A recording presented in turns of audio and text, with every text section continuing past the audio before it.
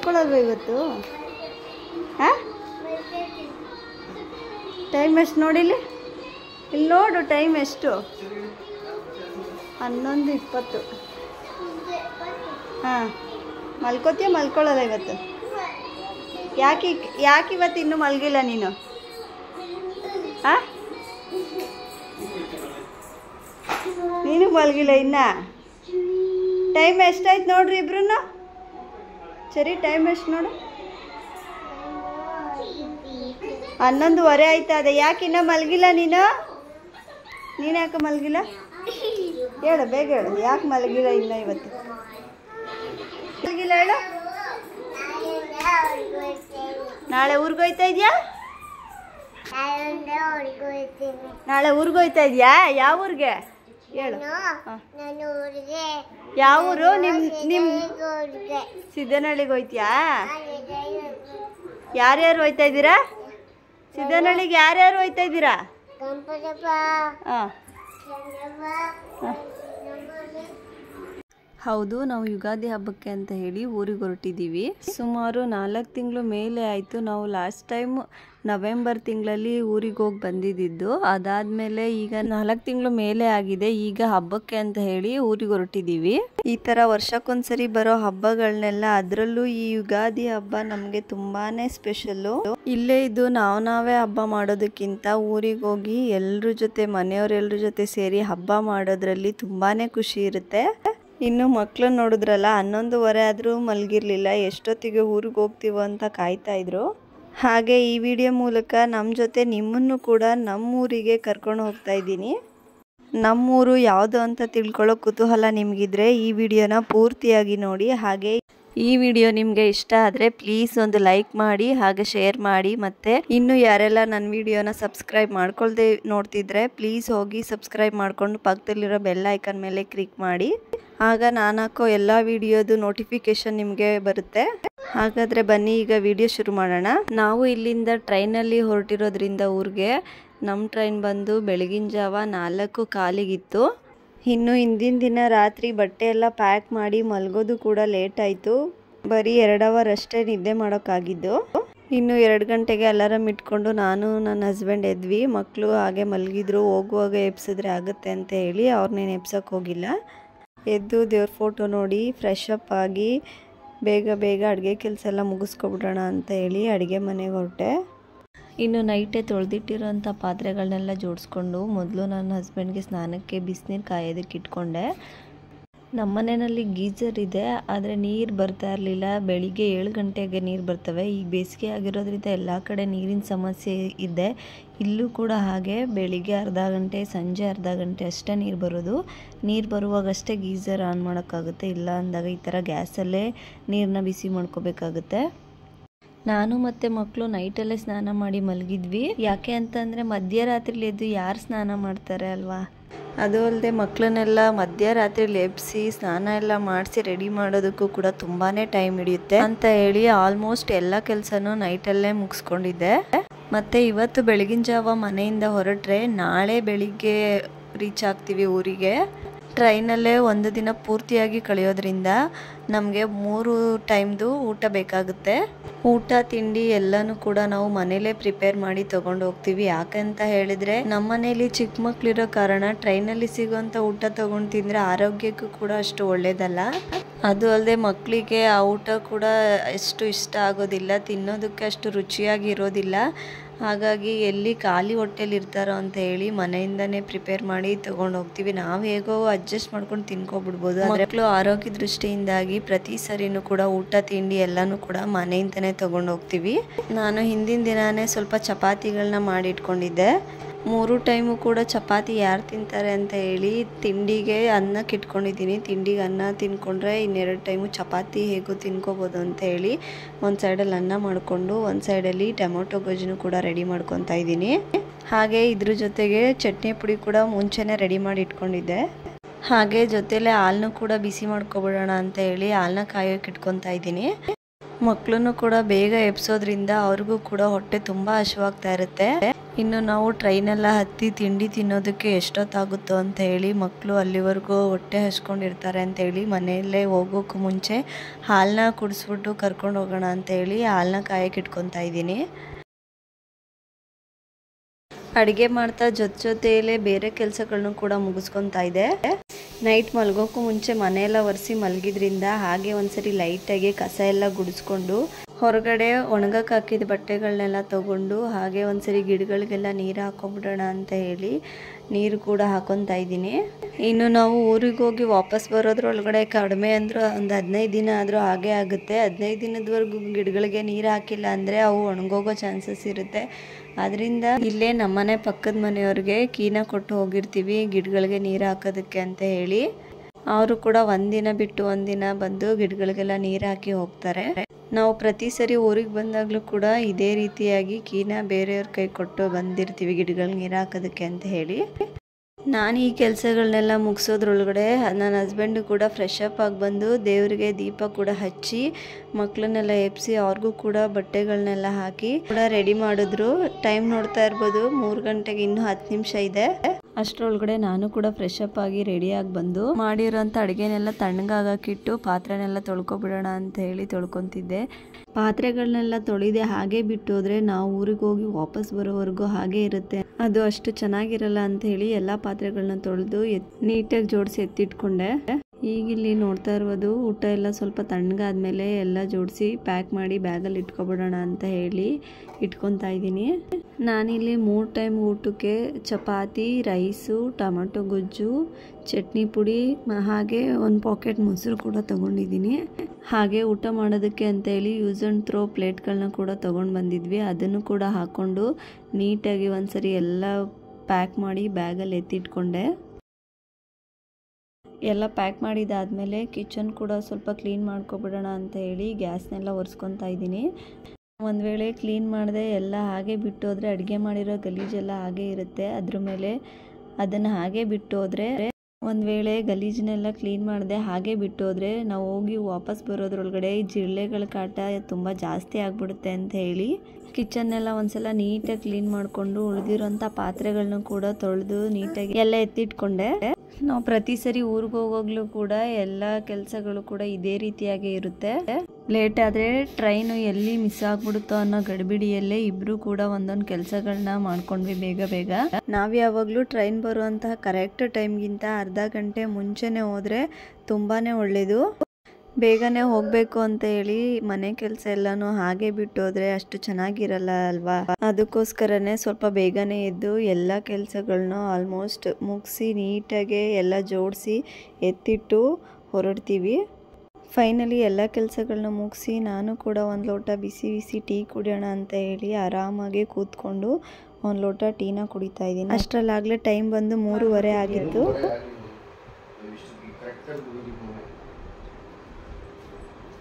Phone ಮಾಡಿ ಬನ್ನಿ ನಾವಯ್ಯ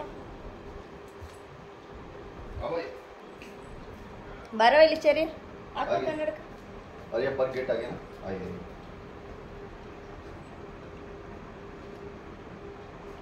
ಅಪ್ಪು ಎದಳ 3:30.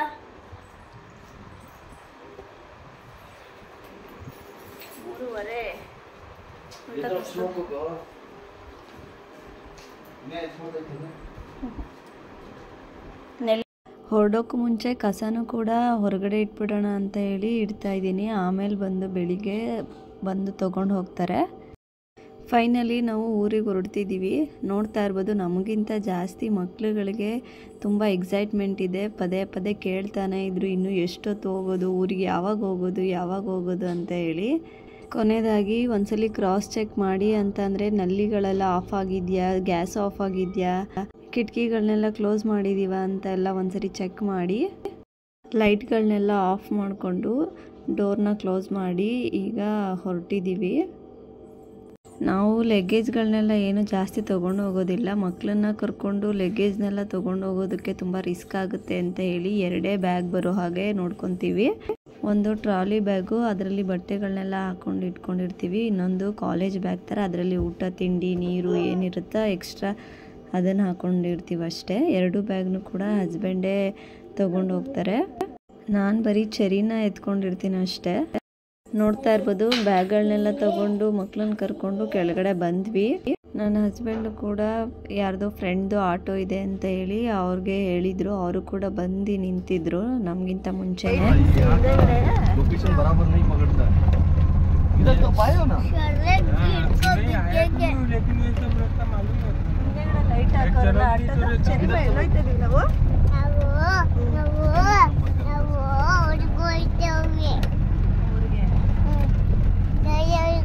ಇನ್ನು ನನ್ನ ಮಗ ಹೇಳಿದ್ನ ನೀವು ಕೂಡ ಕೇಳಿಸ್ಕೊಂಡಿರ್ಬೋದು. ಆಟೋನ ಹತ್ತಿ ಕೂತ್ಕೊಂಡಿದ್ಮೇಲೆ ನಾನು ವಿಡಿಯೋ ಮಾಡ್ತಾ ಇದ್ದದನ್ನ ನೋಡಿ ನನ್ನ ಮಗ, ಅಮ್ಮ ಫೋನ್ ಬೀಳಿಸ್ಬಿಡ್ತೀಯ, ಬಿಗ್ಗೆಗೆ ಹಿಡ್ಕೋ, ಇಲ್ಲ ಬ್ಯಾಗಲ್ಲಿ ಮಡ್ಗು ಅಂತ ಹೇಳಿ ನನಗೆ ವಿಡಿಯೋನೇ ಮಾಡೋದಕ್ಕೆ ಬಿಟ್ಟಿಲ್ಲ. ಅವನಿಗೆ ಫೋನ್ ಎಲ್ಲಿ ಬಿದ್ದೋಗ್ಬಿಡುತ್ತೇನೋ ಅಂತ ಭಯ ಆಗ್ತಿತ್ತು ಅನಿಸುತ್ತೆ. ಅವನು ಆ ಥರ ಹೇಳಿದ್ದನ್ನ ಕೇಳಿ ಒಂದು ಕಡೆ ನಗು ಬರ್ತಿದ್ರೆ, ಇನ್ನೊಂದು ಕಡೆ ಮಕ್ಕಳು ಒಂದೊಂದು ಸರಿ ನಮಗಿಂತ ಎಷ್ಟು ಮೆಚೂರ್ಡಾಗಿ ಥಿಂಕ್ ಮಾಡ್ತಾರೆ ಅಂತ ಅನಿಸ್ತಾಯಿತ್ತು. ಟೈಮ್ ಬಂದು ಬೆಳಗಿನ ಜಾವ 4 ಗಂಟೆ ಆದರೂ ಕೂಡ ಜನಗಳು ರೋಡಲ್ಲಿ ಮತ್ತು ರೈಲ್ವೆ ಸ್ಟೇಷನಲ್ಲಿ ಓಡಾಡ್ತಾನೆ ಇದ್ದರು. ಈ ಜನಗಳೆಲ್ಲ ರಾತ್ರಿ ಎಲ್ಲ ಹೀಗೆ ಓಡಾಡ್ತಿರ್ತಾರೇನೋ, ಮಲ್ಕೊಳ್ಳೋದೇ ಇಲ್ವೇನೋ ಅಂತ ಅನಿಸಿದ್ರು ಕೂಡ ಅವರು ಕೂಡ ನಮ್ಮ ಥರನೇ ಎಲ್ಲಿಗೋ ಊರಿಗೆ ಹೋಗೋದಿರುತ್ತೆ, ಎಲ್ಲೋ ಬೇರೆ ಕಡೆ ಹೋಗೋದಿರುತ್ತೆ, ಅದರಿಂದ ಈ ಥರ ಓಡಾಡ್ತಿದ್ದಾರೆ ಅಂತ ಅಂದ್ಕೊಂಡು ಸುಮ್ಮನಾದೆ. ಹಾಗೆ ನಾವು ಕೂಡ ಅರ್ಧ ಗಂಟೆ ಒಳಗಡೆನೇ ರೈಲ್ವೆ ಸ್ಟೇಷನ್ಗೆ ಕೂಡ ರೀಚ್ ಆದ್ವಿ. ಇನ್ನು ಅರ್ಧ ಮುಕ್ಕಾಲು ಅವರ್ ಟೈಮ್ ಇದ್ದಿದ್ದರಿಂದ ಆರಾಮಾಗಿ ನಿಧಾನಕ್ಕೆ ಹೋದ್ವಿ.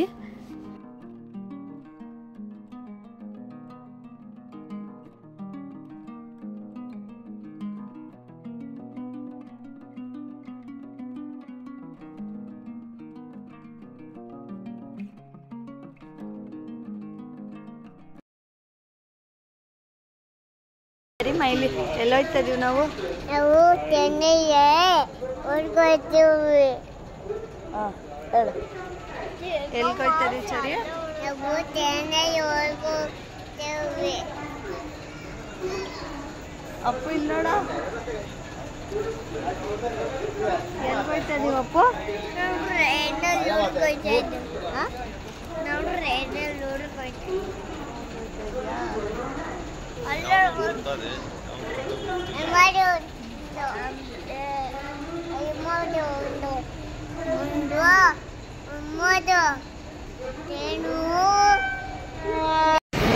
ಅದು ಹೆಂಗೆ ಫಿಲ್ಮ್ ಬಂತಲ್ಲ, ಹೆಂಗೆ ಟ್ರೈನ್ ಹೆಂಗಂತ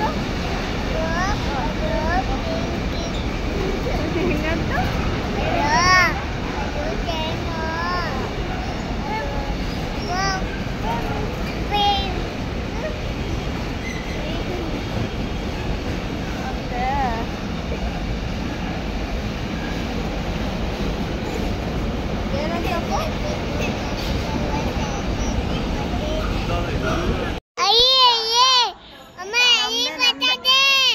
ನಮ್ದು ಟ್ರೈನು.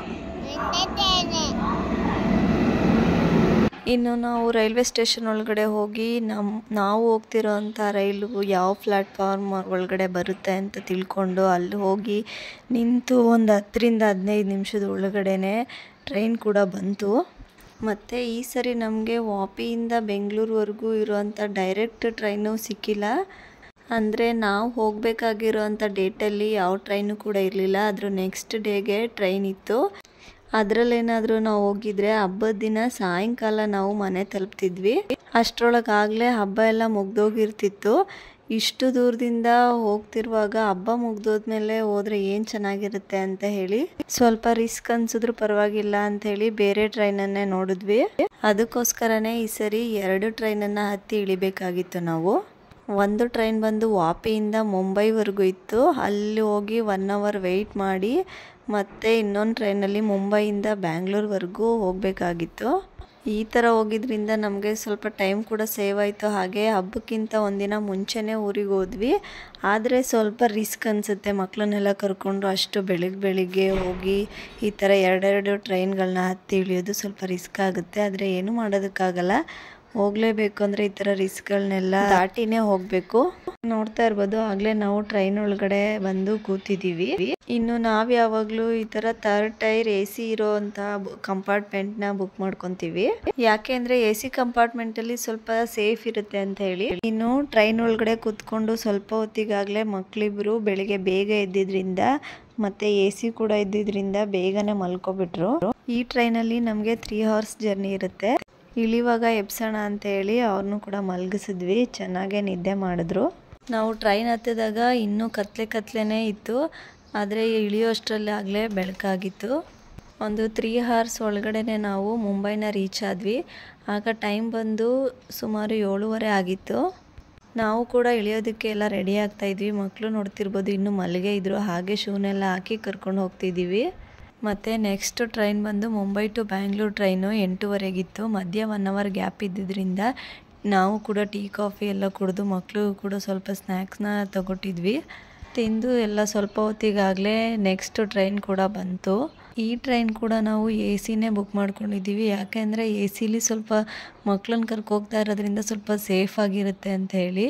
ಇನ್ನು ಟ್ರೈನಲ್ಲಿ ಸ್ವಲ್ಪ ದೂರ ಜರ್ನಿಗೆ ಜನರಲಲ್ಲಿ ಬುಕ್ ಮಾಡಿಕೊಂಡ್ರೆ ನಡೆಯುತ್ತೆ. ಆದರೆ ಈ ಥರ ಲಾಂಗ್ ಜರ್ನಿಗೆ ನಮ್ಮ ಥರ ಮಕ್ಕಳನ್ನ ಕರ್ಕೊಂಡು ಒಂದು ನೈಟು ಒಂದು ಡೇ ಜರ್ನಿ ಮಾಡಬೇಕಂತ ಅಂದರೆ ಈ ಥರ AC ಇರೋವಂಥ ಕಂಪಾರ್ಟ್ಮೆಂಟ್ನ ಬುಕ್ ಮಾಡಿಕೊಂಡ್ರೆ ತುಂಬ ಒಳ್ಳೆಯದು. ಇನ್ನು ಟ್ರೈನಲ್ಲಿ ಬಂದು ಕೂತ್ಕೊಂಡು 1/2 hour ಒಳಗಡೆ ನಮಗೆ ತುಂಬ ಹೊಟ್ಟೆ ಹಸಿವಾಗ್ತಾ ಇತ್ತು. ಬೆಳಿಗ್ಗೆ 2 ಗಂಟೆಗೆ ಎದ್ದಿದ್ರಿಂದ ಬೇಗ ಎದ್ದರೆ ಬೇಗನೆ ಹಸಿವಾಗ್ತಾ ಇರುತ್ತೆ.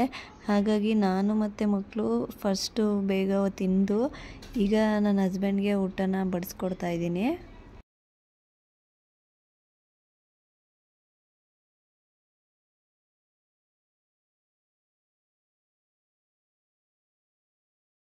ಇನ್ನು ಎಲ್ರದ್ದು ತಿಂಡಿ ಎಲ್ಲ ಮುಗಿಸಾದ್ಮೇಲೆ ಸ್ವಲ್ಪ ಹೊತ್ತು ಹಾಗೆ ಟೈಮ್ ಪಾಸ್ ಮಾಡಿದ್ವಿ. ಸುಮಾರು 10-10:30 ಆಗಿತ್ತು. ರಾತ್ರಿ ಪೂರ್ತಿ ನಿದ್ದೆ ಇಲ್ದಿದ್ರಿಂದ ನಿದ್ದೆ ತುಂಬಾ ಎಳಿತಾಯಿತ್ತು.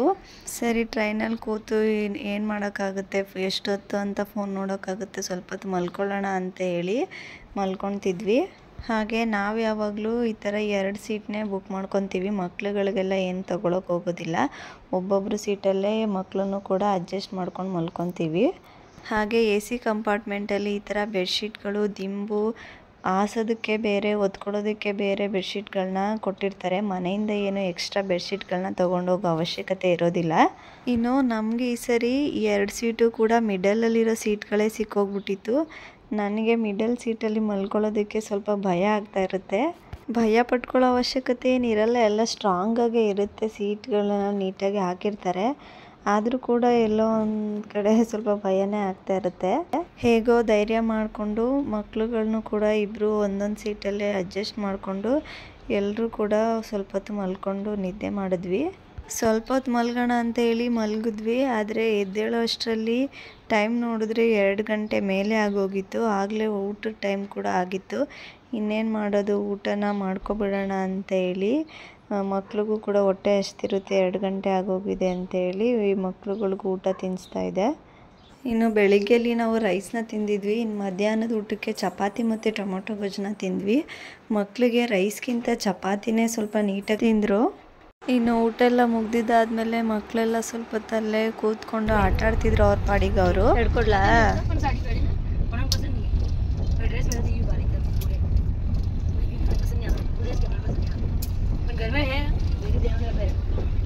ಅಪ್ಪು ನೀನೇನು ಮಾಡ್ತಾ ಇದೆಯಾ? A for apple. A for apple ಮಾಡ್ತಾ ಇದೆಯಾ? ಮಾಡು. Wow, super. ಏನೇನು ಮಾಡ್ತಾ ಇದೆ? ಆಮೇಲೆ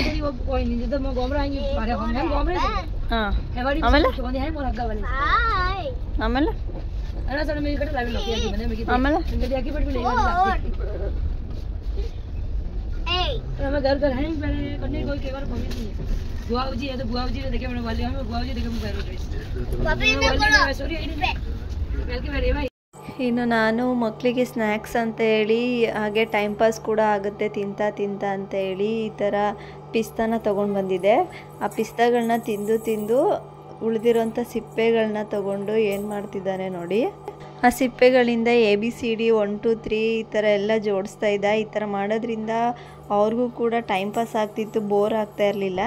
ಮತ್ತು ನಮಗಂತೂ ಟ್ರೈನಲ್ಲಿ ಟೀ ಅಂತ ಮಾರ್ಕೊಂಡು ಬರೋದಕ್ಕೂ ಎ ಸಿ ಆಗಿರೋದ್ರಿಂದ ಚಳಿ ಅನಿಸ್ತಾ ಇರೋದಕ್ಕೂ ಎಷ್ಟು ಸರಿ ಟೀ ಕುಡಿದ್ರೂ ಸಮಾಧಾನನೇ ಆಗ್ತಾ ಇರಲಿಲ್ಲ. ನಾನು ಸ್ವಲ್ಪ ಕಡಿಮೆನೇ ಕುಡಿತಾ ಇದ್ದು, ನನ್ನ ಹಸ್ಬೆಂಡ್ ಅಂತೂ ಯಾರಾದರೂ ಬರಲಿ ಟೀ ತೊಗೊಂಡು ಕುಡಿತಾನೆ ಇದ್ರು. ನಾನು ಸ್ವಲ್ಪ ಹೇಳಿ ಕಂಟ್ರೋಲ್ ಮಾಡಿಸ್ತಿದ್ದೆ. ಇನ್ನು ಮಕ್ಳುಗಳು ಅವ್ರ ಪಾಡಿಗೆ ಅವರು ಆಟಾಡ್ಕೊತಿದ್ರು.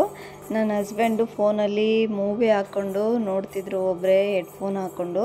ಅದನ್ನೇ ನಿಮಗೂ ಕೂಡ ತೋರಿಸ್ತಿದ್ದಾರೆ ನೋಡಿ. ಇನ್ನು ನಾನು ಮಕ್ಕಳಿಗೆ ಟೈಮ್ ಪಾಸ್ಗೆ ಅಂತ ಹೇಳಿ ಅವ್ರಿಗೂ ಕೂಡ ಬೋರ್ ಆಗಬಾರ್ದು ಕೂತು ಟ್ರೈನಲ್ಲಿ ಏನಾದರೂ ಆ್ಯಕ್ಟಿವಿಟೀಸ್ ಮಾಡಿಸೋದಕ್ಕೆ ಅಂತ ಹೇಳಿ ಮನೆಯಿಂದನೇ ಈ ಥರ ಬುಕ್ಸು, ಪೆನ್ಸಿಲು, ಸ್ಕೇಲು, ಕ್ರಯಾನ್ಸು ಅಂತ ಎಲ್ಲ ತೊಗೊಂಡೋಗಿದೆ. ಇಬ್ಬರು ಕೂಡ ಏನೋ ಒಂದು ಕಲರ್ಸ್ ಹಚ್ಕೊಂಡು ಡ್ರಾಯಿಂಗ್ ಬರ್ಕೊಂಡು ಅದರಲ್ಲೇ ಬ್ಯುಸಿಯಾಗಿದ್ದರು. ಸ್ವಲ್ಪ ಟೈಮ್ ಕೂಡ ಅದರಲ್ಲೇ ಹೋಯ್ತು. ನೀವು ಕೂಡ ಈ ಥರ ಲಾಂಗ್ ಜರ್ನಿ ಮಾಡೋದಿದ್ದರೆ ಮಕ್ಕಳಿಗೆ ಜರ್ನಿಯಲ್ಲಿ ಫೋನ್ ಕೊಟ್ಟು ಕೂರಿಸೋದನ್ನ ತಪ್ಪಿಸಿ ಈ ಥರ ಬುಕ್ಸು, ಏನಾದರೂ ಡ್ರಾಯಿಂಗು, ಈ ಥರ ಬೇರೆ ಥರ ಆ್ಯಕ್ಟಿವಿಟೀಸ್ಗಳನ್ನ ಮಾಡಿಸಿದ್ರೆ ಅವ್ರಿಗೂ ಕೂಡ ಬೋರ್ ಆಗೋದಿಲ್ಲ. ಟೈಮ್ ಕೂಡ ಎಷ್ಟು ಬೇಗ ಹೋಗುತ್ತೆ ಅನ್ನೋದೇ ಗೊತ್ತಾಗೋದಿಲ್ಲ. ನನಗಂತೂ ಬುಕ್ಸು, ಪೆನ್ಸಿಲ್ಗಳನ್ನ ತಂದಿದ್ದು ತುಂಬಾ ಯೂಸ್ಫುಲ್ ಆಯ್ತು ಅಂತ ಅನಿಸ್ತು. ಈ ಥರ ಜರ್ನಿ ಟೈಮಲ್ಲಿ ಮಕ್ಳುಗಳನ್ನ ಕಂಟ್ರೋಲ್ ಮಾಡೋದೇ ಪೇರೆಂಟ್ಸ್ಗಳಿಗೆ ಒಂದು ದೊಡ್ಡ ಟಾಸ್ಕ್ ಆಗಿರುತ್ತೆ ಅಂತಲೇ ಹೇಳ್ತೀನಿ.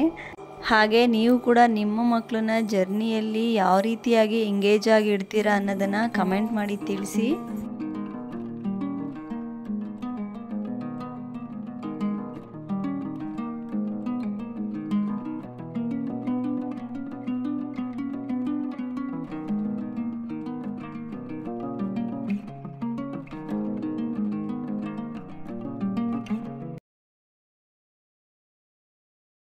ಇನ್ನು ಬೆಳಿಗ್ಗೆ ನಾವು ಬೆಂಗಳೂರನ್ನ 5:30ಗೆ ರೀಚ್ ಆಗೋದ್ರಿಂದ ಮಕ್ಳುಗಳನ್ನೆಲ್ಲ ಬೆಳಿಗ್ಗೆ ಬೇಗನೆ ಎಬ್ಬಿಸ್ಬೇಕಾಗುತ್ತೆ ಅಂತ ಹೇಳಿ ಊಟನೂ 8:30-9 ಗಂಟೆ ಅಷ್ಟರಲ್ಲಿ ಮುಗಿಸ್ಕೊಂಡು 9:30 ಅಷ್ಟರಲ್ಲೆಲ್ಲ ಮಕ್ಕಳನ್ನೆಲ್ಲ ಮಲಗಿಸಿದ್ವಿ.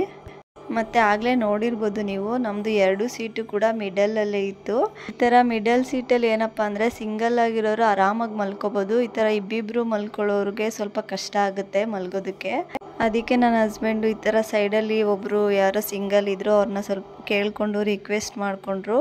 ಅವರು ಬಿಟ್ಕೊಟ್ರು ಸೀಟ್ನ. ನಮ್ಮ ಸೀಟಲ್ಲಿ ಅವರು ಮಲ್ಕೊಂಡ್ರು, ಅವ್ರ ಸೀಟಲ್ಲಿ ನಾವು ಮಲ್ಕೊಂಡು ಈ ಥರ ಎಕ್ಸ್ಚೇಂಜ್ ಮಾಡ್ಕೊಂಡು ಮಲ್ಕೊಂಡ್ವಿ.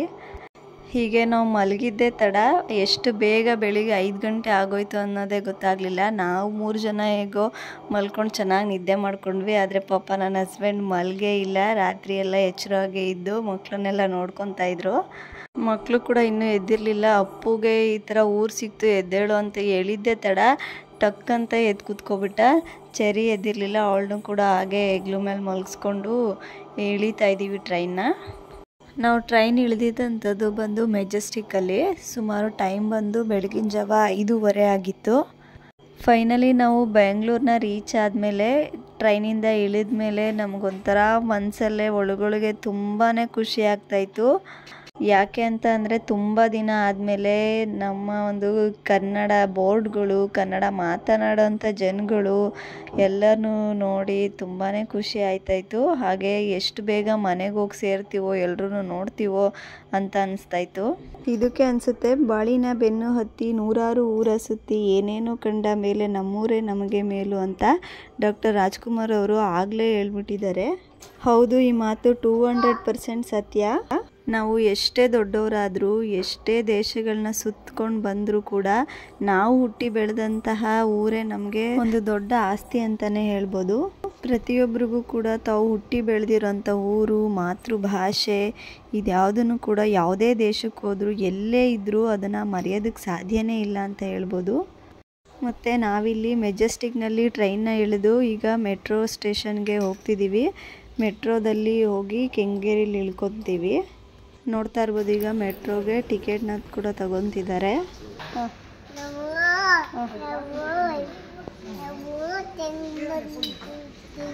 ಮೆಟ್ರೋ ಟ್ರೈನ್ಗೆ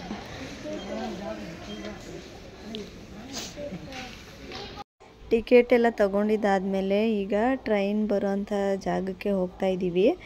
ಮೊದಲೆಲ್ಲ ಈ ಮೆಟ್ರೋ ಟ್ರೈನಲ್ಲಿ ಹೋಗೋದಕ್ಕೆ ಸ್ವಲ್ಪ ಭಯ ಅನಿಸ್ತಾಯಿತ್ತು. ಆದರೆ ಈಗ ಎಲ್ಲ ಅಭ್ಯಾಸ ಆಗೋಗಿದೆ, ಏನು ಆ ಥರ ಅನಿಸಲ್ಲ.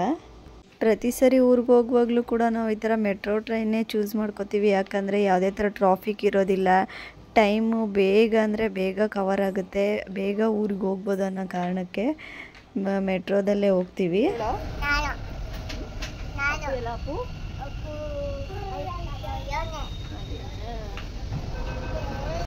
ಇನ್ನು ಮಕ್ಕಳಿಗೂ ಕೂಡ ಇದೆಲ್ಲ ಅಭ್ಯಾಸ ಆಗೋಗಿದೆ. ಯಾವುದೇ ಥರ ರಜೆ ಮಾಡೋದು, ಅಳೋದು, ಕ್ರ್ಯಾಂಕಿ ಆಗೋದು ಆ ಥರ ಎಲ್ಲ ಏನೂ ಮಾಡೋದಿಲ್ಲ. ಹಾಗೆ ಮಕ್ಕಳು ಕೂಡ ಇದೇ ರೀತಿಯಾಗಿ ಸಪೋರ್ಟ್ ಮಾಡಿದ್ರೆ ಪೇರೆಂಟ್ಸ್ಗಳಿಗೂ ಕೂಡ ಈ ಥರ ಜರ್ನಿ ಟೈಮಲ್ಲಿ ಎಷ್ಟು ದೂರ ಕರ್ಕೊಂಡೋದ್ರೂ ಬೋರ್ ಅನಿಸಲ್ಲ, ಬೇಜಾರು ಅನಿಸಲ್ಲ, ಇನ್ನೂ ಸ್ವಲ್ಪ ದೂರ ಹೋಗೋಣ ಅಂತ ಅನಿಸ್ತಾ ಇರುತ್ತೆ. ಇನ್ನು ನಮ್ಮ ಮಕ್ಕಳಿಗೆ ಇದೆಲ್ಲ ಅಭ್ಯಾಸ ಇರೋದ್ರಿಂದ ಯಾವುದೇ ಥರ ತೊಂದರೆ ಏನು ಕೊಟ್ಟಿಲ್ಲ. ಅವ್ರ ಪಾಡಿಗೆ ಅವರು ಆರಾಮಾಗಿ ಆಟ ಆಡಿಕೊಂಡು ಹೇಳಿದ ಮಾತೆಲ್ಲ ಕೇಳಿಕೊಂಡು ಆರಾಮಾಗಿದ್ದರು. ಈಗ ನಾವು ಮೆಟ್ರೋ ಟ್ರೈನಿಂದ ಬಂದು ಕೆಂಗೇರಿಯಲ್ಲಿ ಇಳ್ಕೊಂಡ್ವಿ.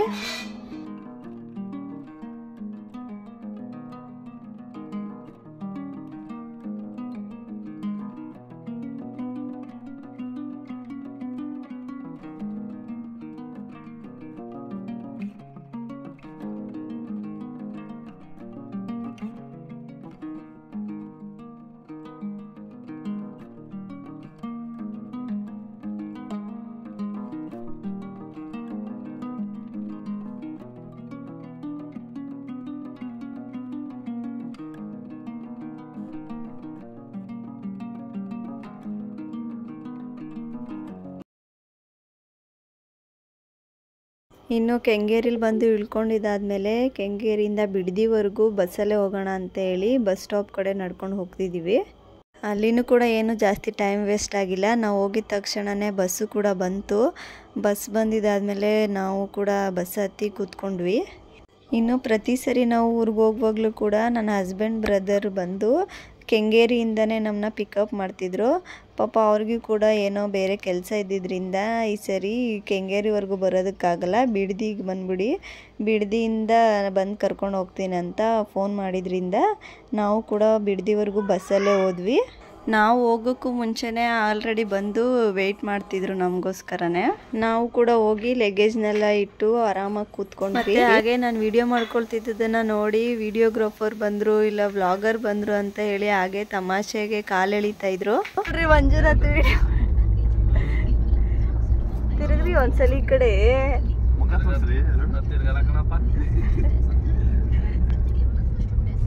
ಹೋಗಪ್ಪ, ಮಂಜುನಾಥ್ ತಿರುಗದೇ ಇಲ್ಲ ಅಂತೆ.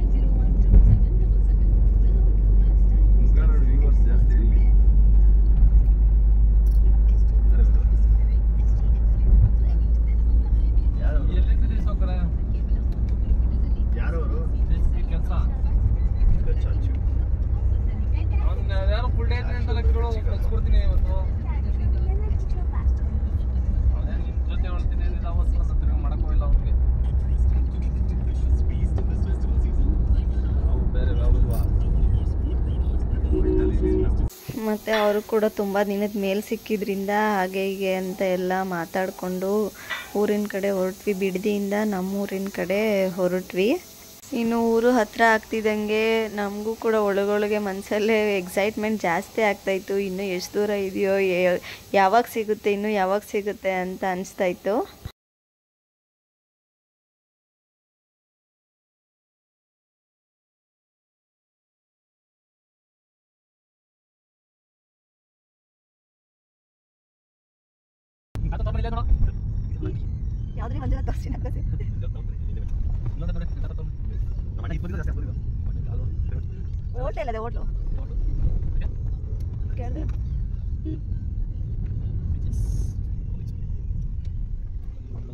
ದೊಡ್ಡ ಎಲ್ಲ ಸಿಗ್ತಾವ ಬಿಡು. ಏನು ಸಿಗಲ್ಲ, ಮಿನಿ ಕನಕಪುರ ಇದು, ಮಿನಿ ಹಾರೋಹಳ್ಳಿ, ಹಾರೋಹಳ್ಳಿ ಥರ ಆಗೋಯ್ತು.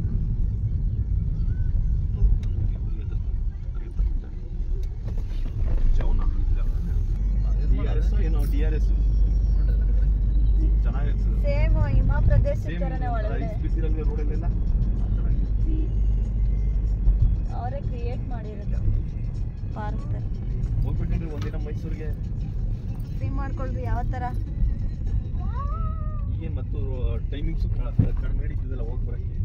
1 ಅವರ್ ಆದರೂ ಸೇವ್ ಆಗಲ್ವ? 1 ಅವರ್ ಬರೋಕ್ಕೆ 1 ಅವರು ಮೈಸೂರಿಗೆ ಮೊದಲು ಹೋಲಿಸ್ಕೊಂಡ್ರೆ ಬೇಜಾರಾಯ್ತಾರೆ. ಒಂದು ಅವರ್ 30 ನಿಮಿಷ ಉಂಟು, 1 ಅವರ್ವರೆಗೆ. ನಾನು ಮೈಸೂರಿಂದ 15 ಕಿಲೋಮೀಟ್ರ್ 1 ಅವರ್ ಏನಿಲ್ಲ, ಊರಿಗೆ ಹೋದ್ಮೇಲೆ ನಾವು ಒಂದಿನ ಎಲ್ಲಾದರೂ ಟ್ರಿಪ್ಗೆ ಹೋಗೋಣ ಅಂತ ಹೇಳಿ ಮಾತಾಡ್ಕೊಳ್ತಾ ಬರ್ತಿದ್ವಿ. ನನ್ನ ಮಗನಿಗೆ ಸ್ನೋ ಪಾರ್ಕ್ ಅಂದರೆ ತುಂಬ ಇಷ್ಟ. ಟಿ ವಿಯಲ್ಲೆಲ್ಲ ನೋಡಿ ಯಾವಾಗ ಕರ್ಕೊಂಡು ಹೋಗ್ತೀಯ ಪಪ್ಪ, ಯಾವಾಗ ಕರ್ಕೊಂಡು ಪಪ್ಪ ಅಂತ ಪದೇ ಪದೇ ಕೇಳ್ತಿರ್ತಾನೆ. ಅದಕ್ಕೆ ಮೈಸೂರಲ್ಲಿ ಎಲ್ಲೋ ಇದೆಯಂತೆ, ಹೋಗೋಣ ಅಂತ ಹೇಳಿ ಪ್ಲ್ಯಾನ್ ಮಾಡ್ಕೊತಿದ್ವಿ. ಆದರೆ ಊರಿಗೆ ಹೋದ್ಮೇಲೆ ಟೈಮ್ ಎಷ್ಟು ಬೇಗ ಆಗೋಗ್ಬಿಡುತ್ತೋ, ದಿನಗಳು 1 ವಾರ 15 ದಿನ ಎಷ್ಟು ಬೇಗ ಕಳೆದೋಗ್ಬಿಡುತ್ತೋ ಗೊತ್ತೇ ಆಗೋದಿಲ್ಲ. ಎಲ್ಲೂ ಟ್ರಿಪ್ ಹೋಗೋದಕ್ಕೆ ಆಗಲಿಲ್ಲ, ಟೈಮೇ ಸಾಕಾಗಲಿಲ್ಲ. ಪ್ರತಿ ಸರಿ ಊರಿಗೆ ಹೋಗುವಾಗಲೂ ಕೂಡ ನಾವು ಹೀಗೆ ಎಲ್ಲಾದರೂ ಒಂದಿನ ಟ್ರಿಪ್ ಹೋಗೋಣ, 1 ದಿನ 2 ದಿನ ಅಂತ ಅಂದ್ಕೊಂಡು ಹೋಗಿರ್ತೀವಿ. ಆದರೆ ಬರೋ ಅಷ್ಟರೊಳಗಡೆ ಎಷ್ಟು ಬೇಗ ಟೈಮ್ ಆಗಿಬಿಟ್ಟಿರುತ್ತೋ ಗೊತ್ತೇ ಆಗಲ್ಲ, ಟೈಮೇ ಸಿಗಲ್ಲ ಟ್ರಿಪ್ಪೆಲ್ಲ ಹೋಗೋದಕ್ಕೆ. ಈ ಸರಿನೂ ಕೂಡ ಹಾಗೇ ಆಯಿತು, ಎಲ್ಲೂ ಹೋಗೋದಕ್ಕೆ ಆಗಿಲ್ಲ. ಫೈನಲಿ ನಿಮ್ಮ ಜೊತೆ ಮಾತಾಡ್ತಾನೆ ನಾವು ಊರಿಗೂ ಕೂಡ ರೀಚ್ ಆದ್ವಿ. ಇನ್ನು ನಮ್ಮೂರು ಯಾವುದು ಅಂತ ಹೇಳಿ ನಾನು ಹೇಳೋಕ್ಕೂ ಮುಂಚೆನೇ ಯಾರ್ಯಾರೆಲ್ಲ ಗೆಸ್ ಮಾಡಿದ್ರಿ ಅವರೆಲ್ಲರೂ ಕೂಡ ನಮ್ಮೂರನ್ನ ನೇಮ್ನ ಕಮೆಂಟ್ ಮಾಡಿ ತಿಳಿಸಿ. ಇನ್ನು ನಮ್ಮೂರಿನ ಹೆಸರು ಬಂದು ಸಿದ್ದೇನಹಳ್ಳಿ ಅಂತ ಹೇಳಿ. ಇದು ರಾಮನಗರ ಜಿಲ್ಲೆ ಕನಕಪುರ ತಾಲೂಕಲ್ಲಿ ಬರುವಂಥ ಒಂದು ಪುಟ್ಟ ಹಳ್ಳಿ, ಸಿದ್ದೇನಹಳ್ಳಿ ಅಂತ ಹೇಳಿ. ಇದು ಬಂದು ನನ್ನ ಹಸ್ಬೆಂಡ್ ಊರು. ಇನ್ನು ನಮ್ಮ ಅಮ್ಮನ ಮನೆ ಬಂದು ಇಲ್ಲೇ ಪಕ್ಕದಲ್ಲೇ 1 ಕಿಲೋಮೀಟರ್ ದೂರದಲ್ಲಿ ಇರೋದು, ದೊಡ್ಡಕಲ್ಬಾಳು ಅಂತ ಹೇಳಿ. 2 ಪಕ್ಕದಲ್ಲೇ ಇರೋದ್ರಿಂದ ನಾವು ಊರಿಗೆ ಬಂದಾಗ 2 ಊರಲ್ಲೂ ಆರಾಮಾಗಿ ಹೋಗಿ ಬಂದು ಮಾಡ್ತಾ ಇರ್ಬೋದು. ಹಾಗೆ ಯಾರ್ಯಾರೆಲ್ಲ ಈ ವಿಡಿಯೋನ ನೋಡೋದ್ರ ಮೂಲಕ ನಮ್ಮ ಜೊತೆ ನಮ್ಮೂರಿಗೆ ಬಂದಿದ್ದೀರಾ ಅವರೆಲ್ಲರೂ ಕೂಡ ಈ ವಿಡಿಯೋಗೆ ಪ್ಲೀಸ್ ಒಂದು ಲೈಕ್ ಮಾಡಿ ಸಪೋರ್ಟ್ ಮಾಡಿ ಅಂತ ಕೇಳ್ತೀನಿ. ಮತ್ತು ಇನ್ನೂ ಯಾರೆಲ್ಲ ನನ್ನ ವಿಡಿಯೋನ ಸಬ್ಸ್ಕ್ರೈಬ್ ಮಾಡ್ಕೊಳ್ದೆ ವಿಡಿಯೋ ನೋಡ್ತಿದ್ರೆ ಪ್ಲೀಸ್ ಬೇಗ ಹೋಗಿ ಸಬ್ಸ್ಕ್ರೈಬ್ ಮಾಡಿಕೊಂಡು ಪಕ್ಕದಲ್ಲಿರೋ ಬೆಲ್ ಐಕಾನ್ ಮೇಲೆ ಕ್ಲಿಕ್ ಮಾಡಿ. ಯಾಕೆ ಅಂತಂದರೆ ನಾನು ಹಾಕೋ ಪ್ರತಿಯೊಂದು ವಿಡಿಯೋದು ನೋಟಿಫಿಕೇಷನ್ ನಿಮಗೆ ಬರೋದ್ರಿಂದ ಮೊದಲಿಗೆ ನೀವೇ ಆ ವಿಡಿಯೋನ ನೋಡ್ಬೋದಾಗಿದೆ. ಇನ್ನು ಊರಿಗೆ ಹೋದ್ಮೇಲೆ ನಾನು ವಿಡಿಯೋ ಮಾಡ್ಕೊತೀನೋ ಇಲ್ವೋ ನನಗೆ ಗೊತ್ತಿಲ್ಲ, ಆದರೆ ನಾನು ಪ್ರಯತ್ನ ಪಡ್ತೀನಿ ವಿಡಿಯೋ ಮಾಡ್ಕೊಳ್ಳೋದಕ್ಕೆ. ಸಾಧ್ಯ ಆಗೋಷ್ಟು ವಿಡಿಯೋಗಳನ್ನ ಮಾಡ್ಕೊಂಡು ನಿಮ್ಮ ಜೊತೆ ಶೇರ್ ಮಾಡ್ಕೊಳ್ಳೋದಕ್ಕೆ ಟ್ರೈ ಮಾಡ್ತೀನಿ. ಫೈನಲಿ ನಾವು 29-30 ಅವರ್ಸ್ ಅಷ್ಟು ಜರ್ನಿ ಮಾಡಿ ಮನೆಗೆ ರೀಚ್ ಆದ್ವಿ. ನಾವು ಮನೆಗೆ ಬಂದಾಗ ಸುಮಾರು 8-8:30 ಟೈಮ್ ಆಗಿತ್ತು ಬೆಳಿಗ್ಗೆ.